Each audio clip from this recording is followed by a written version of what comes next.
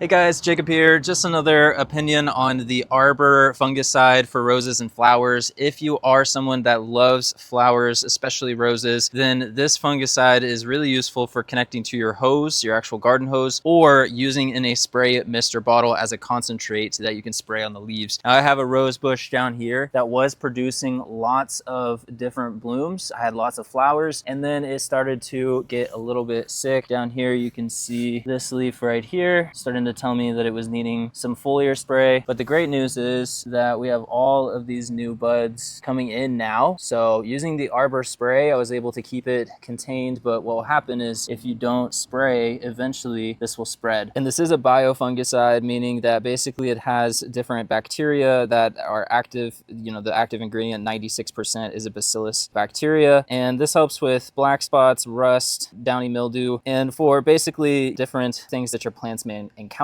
Being out in the wild, obviously, there are a lot of things that can happen with our plants, and this is just to help support the roses further. So again, you can connect this up to your hose and actually, essentially open up the valve here. You can actually set how much of the concentrate is going into the water. You can also just literally open this up and then pour some, according to the instructions, the amount that you need into a sprayer. There's all the ingredients, and you really want to make sure that you are spraying everything, the soil, the leaves, everything on the rose plants. This is good for vegetable plants, fruits, berry bushes, different house plants if you even run into an issue with that, shrubs and turf. So I hope this was helpful for you guys. I love the Arber gardening and houseplant products. This is just another one to add to the tool belt. Happy gardening, guys. Have an amazing rest of your day.